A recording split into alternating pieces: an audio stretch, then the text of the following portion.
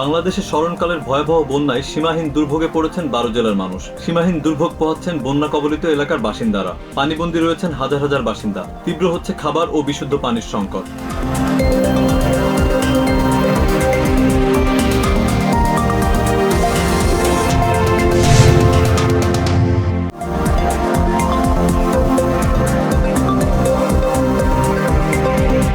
ভারতের ত্রিপুরায় উজানের পানি ও ভূপ্রাকৃতিক কারণে আকস্মিক বন্যা পরিস্থিতির সৃষ্টি হয়েছে। এতে এই পর্যন্ত অন্তত 13 জনের প্রাণহানি হয়েছে। শুক্রবার দুপুরে সচিবালয়ের সংবাদ সম্মেলনে এসব তথ্য জানান দুর্যোগ ব্যবস্থাপনা ও ত্রাণ মন্ত্রণালয়ের সচিব কামরুল হাসান।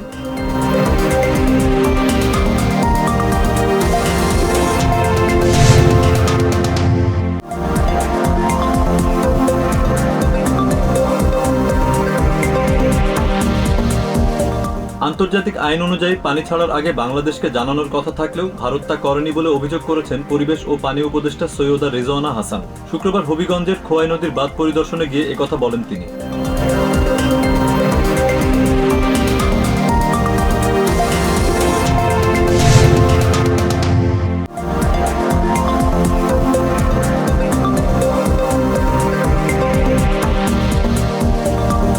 বন্যা দুর্গতদের জন্য গণত্রাণ সংগ্রহ কর্মসূচিতে ভালো সাড়া মিলেছে বলে জানিয়েছেন বৈষম্য বিরোধী ছাত্র আন্দোলন। অনেকেই নগদ অর্থ, শুকনো খাবার, পোশাক সহ নিত্যপণ্য নিয়ে সহায়তায় এগিয়ে এসেছেন।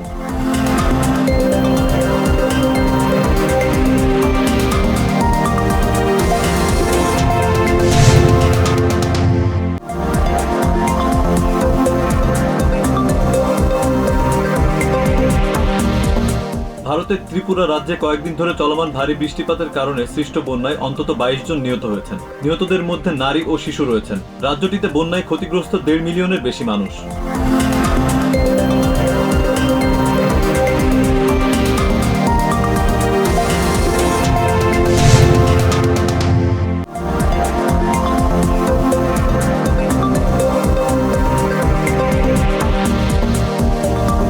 নভেম্বরের প্রেসিডেন্ট নির্বাচনে জিতলে দেশের সব মানুষের প্রেসিডেন্ট হওয়ার অঙ্গীকার করেছেন ভাইস প্রেসিডেন্ট কামালা হ্যারিস। বৃহস্পতিবার ডেমোক্রেটিক প্রেসিডেন্ট প্রার্থী হিসেবে আনুষ্ঠানিক মনোনয়ন গ্রহণ করে তিনি এ অঙ্গীকার করেন।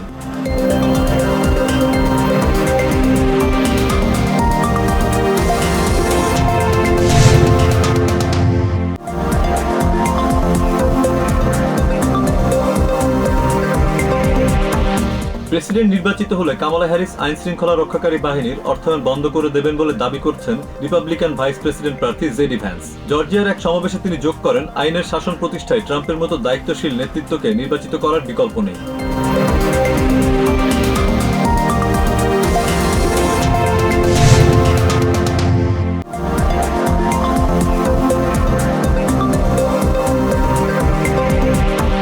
আন্তর্জাতিক মানদণ্ডে দেশের অধিকাংশ শিশু খাদ্য অনিরাপদ। The George institute for global হেলথের গবেষণায় উঠে এসেছে এই তথ্য।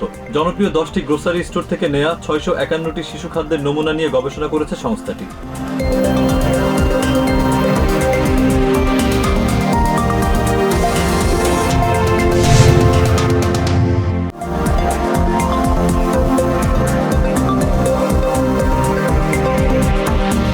ব্রোঙ্কসের মরিসিনিয়া সেকশনে এক বোদেগার বাইরে বন্দুক হামলায় এক নারী আহত হয়েছেন। বৃহস্পতিবার বিকেলে ফ্রাঙ্কলিন এভিনিউতে এই ঘটনা ঘটে। স্থানীয়রা জানান, ওই একই জায়গায় চলতি সপ্তাহে এটি দ্বিতীয় বন্দুক হামলার ঘটনা।